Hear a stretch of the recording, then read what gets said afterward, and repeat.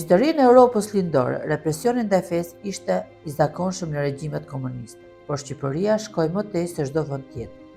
Ajo nuk u mjaftua me kontrollin e institucioneve fetare, as me infiltrimin e tyre, as me kufizimin administrativ të veprimtarisë. Në vitin 1967, shteti shqiptar ndërmori hapin ekstrem, ndalimin e plotë të fesë dhe shpalljen e vendit si shtet ateist. Ky akt nuk ishte një shpërthim i momentit, por rezultati një procesi të gjatë ideologjik, politik dhe regresiv, që nisi menjëherë pas vitit 1944 dhe kulmoi me një nga ndërhyrjet më radikale në jetën shpirtërore të një kombë.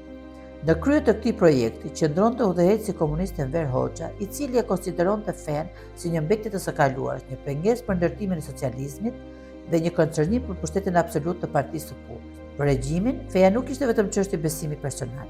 Ajo përfaqësonte një sistem vlerash, një autoritet moral dhe një lidhje ndërkombëtare që dilte jashtë kontrollit të shtetit. Rruga drejt ndalimit total. Në vitet e para pas luftës së dytë botërore, regjimi komunist nisi një politikë graduale në nshtrimin ndaj institucioneve fetare.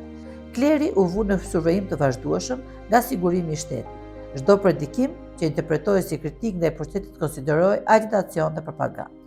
Doktrina marksiste-leniniste e konsideronte fenë si opim për popullin, një instrument për të mbajtur masën në nënshtrim. Në kontekstin shqiptar, kjo doktrinë u interpretua në mënyrë radikale. Regjimi synonte krijimin e një njeriu të ri socialist, një individ i shkëputur nga tradita fetare dhe lidhur vetëm me partinë dhe ideologjinë. Në vitin 1967 nisi ajo që u quajt revolucioni ideologjik kulturor. Fushata u shoqërua me mobilizim masiv të rinisë komuniste, me mbledhje publike ku kërkoi mbyllja e kishave dhe xhamive, me deklarata kolektive të heqjes dorë nga feja. Brenda pak muajsh, mbi 2000 objekte kulti u mbyllën ose u shkatëruan. Kisha u kthyer në magazin, xhamiat në palestra dhe teqet në depo bujqësore. Kulmi juridik erdhi me kushtetutën e vitit 1976, e cila sankcionoi qartë: shteti nuk njeh asnjë fe dhe mbështeti propagandën ateiste. Kjo të thoshte që jo vetëm institucionet fetare ishin të ndaluara, por edhe shfaqja private e besimit mund të penalizohej. Kleri katolik ishte objektivi kryesor i këtyre sulmeve. Kisha katolike ishte goditur që në fillim. Për regjimin, ajo ishte më e rrezikshmja për shkak të lidhjeve me Vatikanin dhe ndikimin kulturor në veri të vendit.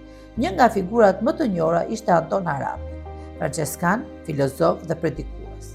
Harapi ishte intelektual i formuar dhe figurë publike me ndikim. Pas ardhjes së komunistëve në pushtet, ai u arrestua dhe u gjykua në vitin 1946. Procesi ishte politik.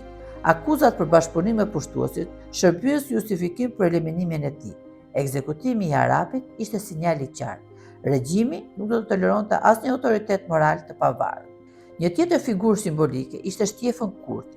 I arrestuar fillimisht në vitet 40 dhe i dënuar me burg, ai u lirua pas shumë vitesh, por në vitet 1970 u arrestua sërish, me akuzën se kishte pagëzuar një fëmijë. Në një shtet ku feja ishte ndaluar, pagëzimi konsiderohej krim kundër rendit socialist. Në vitin 1971 ai u përshkatua. Ekzekutimi i tij u bë simbol i absurditetit të sistemit. Një akt shpirtëror u trajtua si akt armiqësor politik.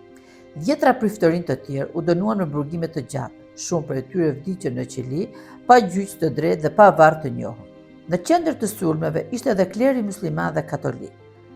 Goditja nuk kurse as komunitetin musliman. Hafiz Ali Korça, dietar i njohur dhe figurë patriotike, u përgoz dhe u përsekutua. Ai përfaqësonte një brez intelektualësh musliman që kishin kontribuar në arsimin dhe çështjet kombëtare. Regjimi e konsideroi si element të padëshiruar. Xhamit u mbyllën njëra pas tjetrës, librat fetar u sekuestruan, medreset u shuan, teqet e bektashive që përbënin një pjesë të rëndësishme të traditës shqiptare u sekuestruan dhe u shkatërruan. Dervishët u shpërndan, shumë prej tyre u internuan në zona të thella rurale. Këto masa nuk synonin vetëm strukturën fetare, por edhe zhdukjen e trashëgimisë kulturore që ajo të përfaqësonte. Mbi kishën ortodokse u vu kontrolli plot dhe heshtja rëndoi mbi të. Edhe kisha ortodokse u vu në presion të vazhdueshëm. Hierarkët u survejuan dhe disa prej tyre u arrestuan. Pas vitit 1967, objektet ortodokse u mbyllën masivisht. Klerikët e arrestuar përfundonin në burgje famkeqe si burgu i Spaçit, burgu i Burrerit dhe kampet i Tapelenës. Kushtet ishin shnjërzore, izolimi, tortura, punët e detyrueshme në mjera apo në kampet të punës. Gjyqjet ishin shpesh publike dhe me karakter demonstrativ. Akuzat standarde ishte agitacion e propagandë, spionazh apo sabotim. Qëllimi nuk ishte drejtësia, por frikësimi. Ekzekutimet publike ishin funksion patologjik, të paralajmëronin shoqërinë për pasojat e mosbindjes. Dëmi më i madh shoqëror dhe kulturor që u bë këtij vëndi. Ndalimi i fesë shkaktoi një dëmtim të thellë strukturor shoqëror. U ndërprer zinxhiri traditave familjare, u shkatërruan objekte arti dhe arkiva të fyera. Një brez i tërë u rrit pa edukim fetar dhe pa kontakt me trashëgiminë shpirtërore.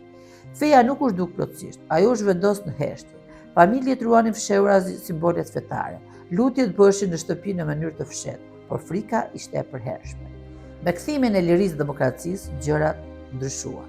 Pas vitit 1990, me rënien e regjimit komunist, ndalimi i fesë u shfuqizua. Objektet të kultit u rihapën gradualisht. Këmbanat dhe ezani u rikthyen në hapësirat publike. Kushtetuta e re e Shqipërisë garantoi lirinë e ndërgjegjes dhe besimit. Rikthimi nuk ishte vetëm institucional, ishte edhe simbolik. Ai përfaqësonte fundin e një epoke ku shteti kishte pretenduar të kontrollonte jo vetëm jetën politike dhe ekonomike, por edhe shpirtin e njeriu. Vendimi për ndalimin e fesë në Shqipëri ishte një akt ekstrem i inxhinierisë ideologjike. Ai synoi krijimin e një shoqërie të re pa zot dhe pa autoritet tjetër përveç partisë. Por, kundrejt burgosjeve, torturave dhe ekzekutimeve, besimi mbijetoi në ndërgjegjen e njerëzve. Sot liria për të besuar është e garantuar me ligj, por kujtesa e tyre që u përshkatuan, u burgosën dhe u heshtën për dekada mbetet një detyrim moral. Sepse historia e ndalimit të fesë në Shqipëri nuk është vetëm histori e represionit, por është dhe histori e qëndresës së heshtër dhe e ndërgjegjes njerëzore.